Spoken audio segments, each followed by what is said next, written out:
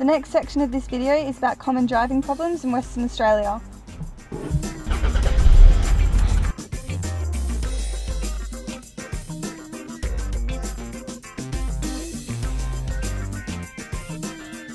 In Western Australia, you cannot drive without a valid driver's licence or learner's permit.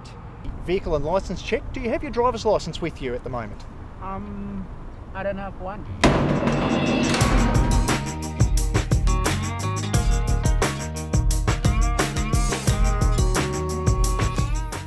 If you have a driver's licence that is currently suspended or cancelled, or you drive contrary to an extraordinary licence, and you get stopped by police, your vehicle will be impounded. It's a mandatory suspension, so unfortunately we're going to have to seize this vehicle. The provisional driver is charged with anything under Section 49, which is a no driver's licence. They're automatically suspended by the court, by the Department of Transport for 3 months.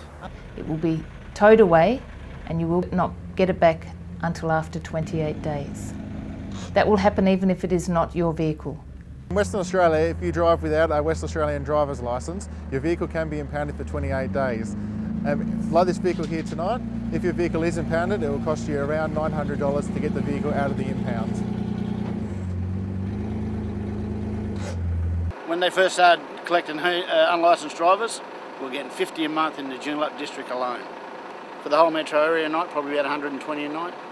If you allow someone else to drive your vehicle and they have it taken away because they don't have a licence, you won't be able to get it back and you will have to pay the fine, and you can also be prosecuted for allowing somebody to drive your vehicle whilst they don't have a licence. In order to get your licence back, it costs in the vicinity of $900. If you don't pay, this could be the end result of your vehicle.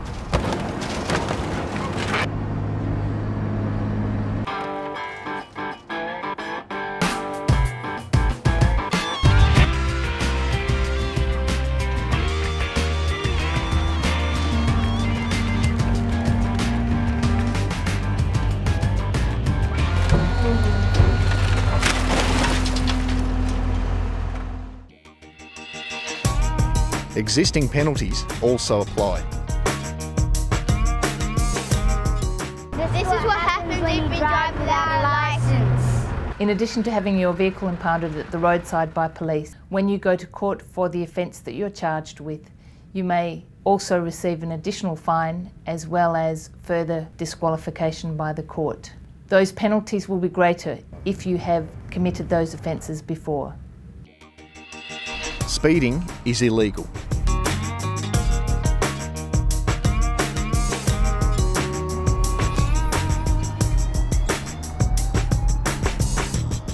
Driving a vehicle in excess of the posted speed limit is an offence. If you drive your vehicle above the speed limit and you are stopped by police, you will be fined.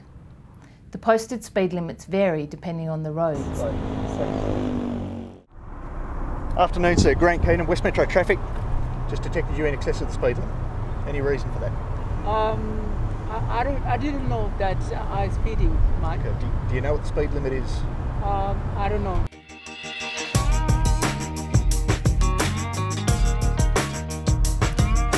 Children's school crossings.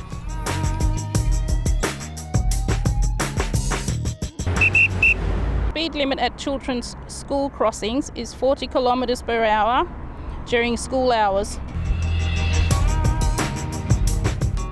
Safety for our children is very important, so when the children's crossing guard extends the flags, you must stop and let them cross the road.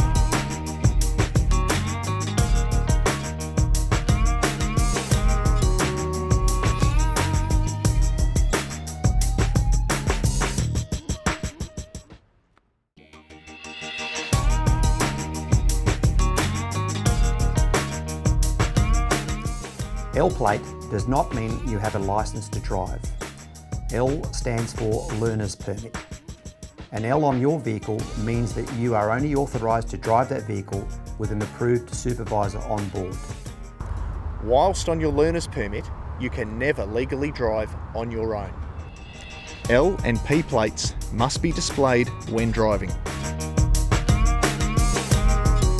If P or L plates are required to be displayed on your vehicle, you must display them clearly to both the front and rear of any vehicle that you're driving. These two-sided P plates are available free from any police station, and they come with these pre-punched holes so that they can be attached permanently to the licence plate at the front and rear of any vehicle that you're driving. Compliance notices or yellow stickers.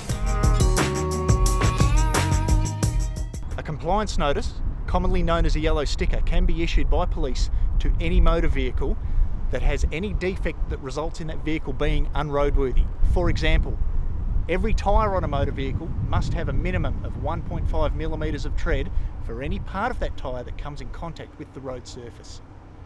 This tyre, for example, lacks sufficient tread. These defect notices, or yellow stickers, prohibit the use of that vehicle on any road after a set period of time determined by the issuing officer. The vehicle must be examined by officers from the Department of Transport at a vehicle examination centre to have the sticker removed. They are the only people who can lawfully remove that sticker. Okay, what's the name of the premises is that you're going to look around?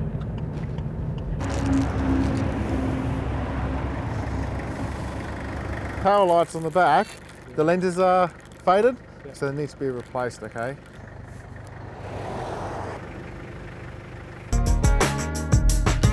Driver's licences are different from vehicle licences. Getting proper legal authority to drive, such as your learner's permit or provisional licence, is not the same as a vehicle licence.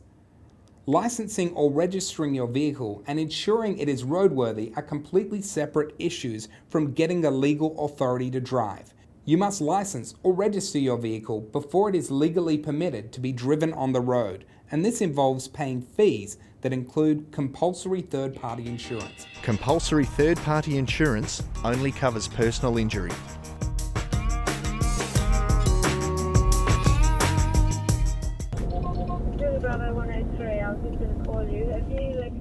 Good evening, how you going? Council Scudder from Mirrabooka Police Station. Just stopped you for a licence and random breath test. Do you have your driver's licence on you? Yeah. Is it your vehicle? Yeah. Yeah, did you know it's currently unregistered? No, I didn't. Okay, so the registration expired back in April this year. What's going to happen is we're going to send you a summons in the mail for driving an unlicensed vehicle. Okay, because obviously the vehicle was supposed to be registered back in April this year. Unfortunately, you can't drive the car from here. No, we can't allow you to do it because obviously you have no insurance or anything. You don't have third-party insurance. If you hit someone, I have third-party. No, you don't.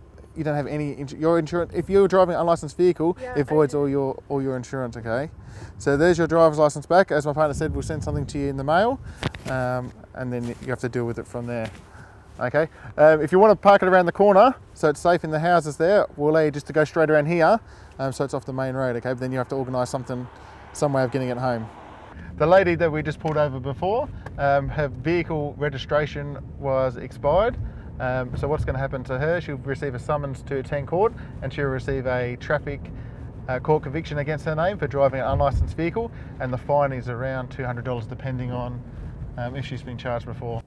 When you get your vehicle licence or registration, the fees automatically include compulsory third-party insurance, which covers the driver against personal injuries they may cause to others. This insurance is managed through the Insurance Commission of WA. If you are injured due to the negligence of another driver and can prove that negligence, your medical and associated expenses will be met under the terms of this policy. It is extremely important to note this compulsory third-party insurance does not cover damages to other vehicles or property, and it does not cover a driver's injuries if the accident was their fault. It is strongly recommended that you consider getting a more comprehensive insurance policy with a private insurer in addition to this compulsory third-party insurance. Demerit points.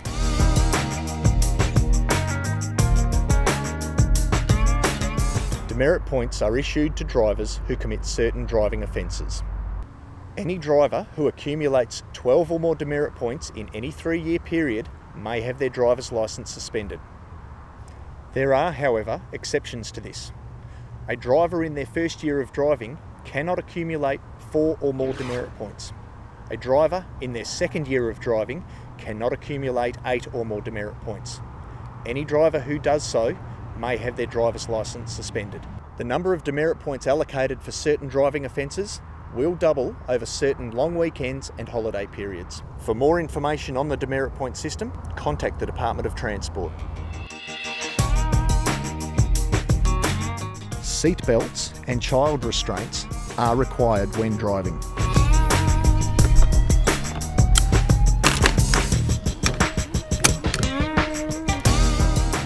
If we see someone driving along without their seatbelt on or not wearing their seatbelt correctly, so if they've got it underneath their arm or not properly across their lap, we stop them and issue them a fine. If it's just one person in the vehicle, it's a $500 fine.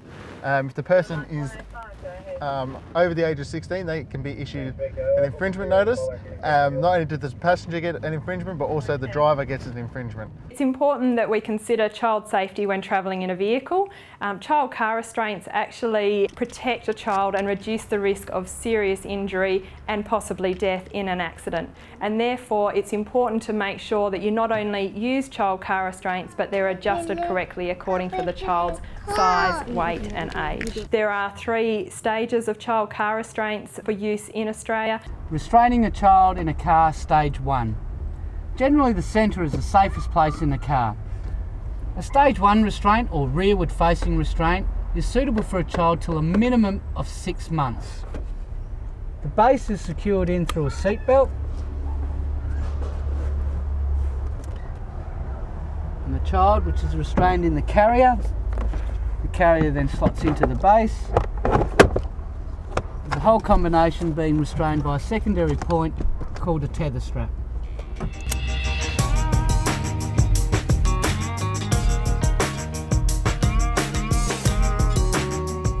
An alternative to just a stage 1 fitting restraint is a convertible restraint. These do both stage 1 and 2. Generally, most of these will have a higher maximum weight limit for a stage 1 position. Stage 2. This is a forward-facing restraint. It'll take a child from a minimum of 6 months to 4 years of age. It has an inbuilt harness, which is the most important part.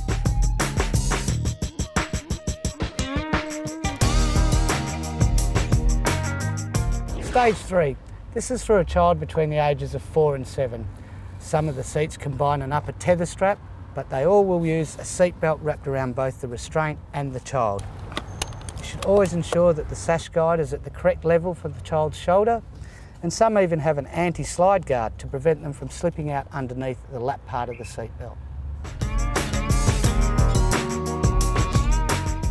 If a child's not in the proper seat or the proper child restraint or booster seat, they'll also be issued a $500 fine for each child that is unrestrained, and the same as with seatbelts, it's an extra $100 on top of the $500 for every subsequent child that's not wearing their seatbelt. Is it important to ensure that your child's appropriately restrained for their age group, but it's important that you use your child car restraint for as long as possible. So just because they have a birthday doesn't mean that it's a time to progress them to the next stage. Check how they're positioned in the restraint before then choosing which next restraint to use. Middle seating position of the rear seat is the safest position for positioning a child car restraint. It is also important that children under 7 never ride in the front passenger seat of a vehicle that has 2 or more rows of seats. It is not only against the law, but can also put them at an increased risk of injury in an accident.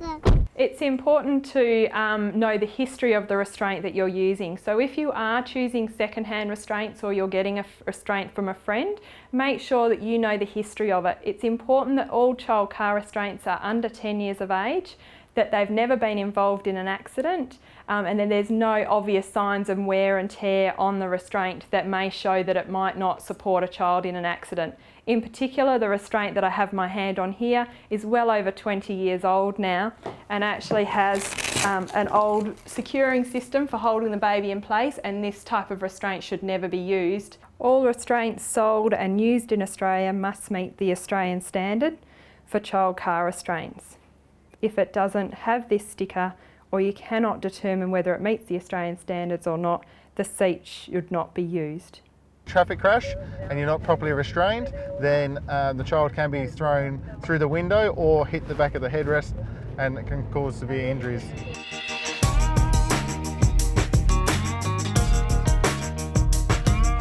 Mobile phones and handheld devices. It is illegal to hold a mobile phone whilst driving in Western Australia. You can only make or receive a phone call whilst driving a vehicle if it's in a specially designed mobile phone holder in your car. Once it's in a mobile phone holder, you can dial up or receive a phone call, as long as you don't hold the phone. Hi Mum, I'm ready to be picked up. Even while it is in the mobile phone holder, you still cannot touch the mobile phone for any other reason. You cannot text, you cannot look at anything on the mobile phone, you can't interact with the mobile phone in any way. How's the work today? Yeah? That was good, eh?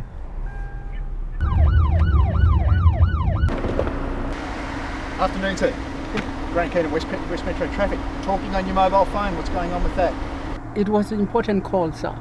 Okay, that's not good enough, I'm afraid, sir. You're not allowed to use a mobile phone that's not in a hands-free kit in Western Australia. Drinking alcohol, drugs and driving.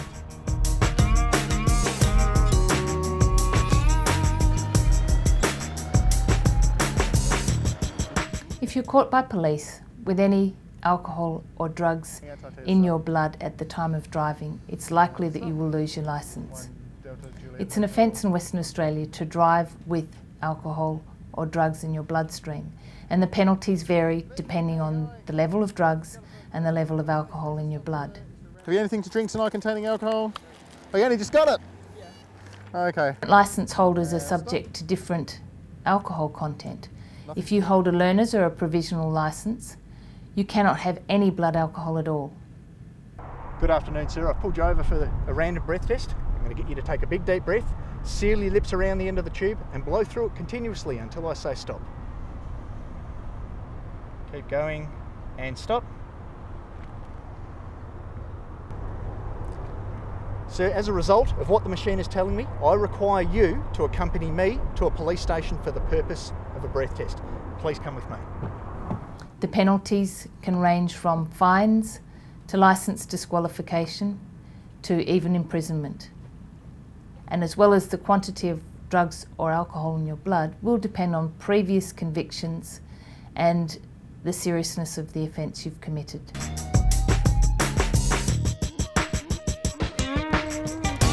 You must take a breath test if asked by police.